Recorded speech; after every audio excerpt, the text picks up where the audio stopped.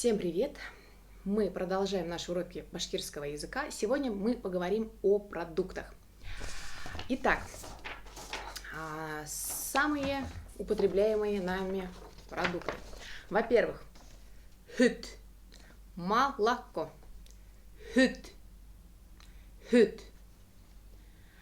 Каймак. Каймак. Сметана. И не путаем слово каймак со словом куймак. Одна буква, а разница есть. Куймак – это блины. Куймак и каймак. Эпей – это у нас хлеб. Эпей. Есть другие названия. Можно назвать хлеб икмек. Икмек. Чай. Сей. Сей. Кефир. Катык. Катык. Яблоко. Алма. Яблоко. Алма. Огурец. Кыяр. Кыяр. В некоторых районах говорят эгурсе. Морковь. Кишир. Кишир. Помидор. Также помидор. Картошка. Беренг. Беренг. В некоторых районах говорят кертук.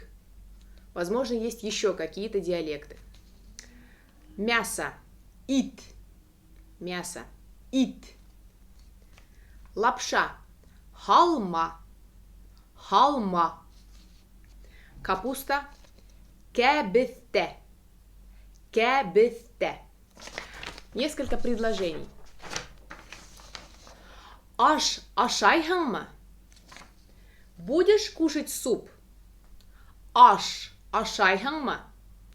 Будешь кушать суп? И смотрите, как формируется предложение. Суп в русском языке в конце, в башкирском языке в начале. Ашайханма – вопросительное слово в одном. Мин ашамаем. Я не буду кушать суп. Мин ашамаем. Я не буду кушать суп. Мин сейгне исем.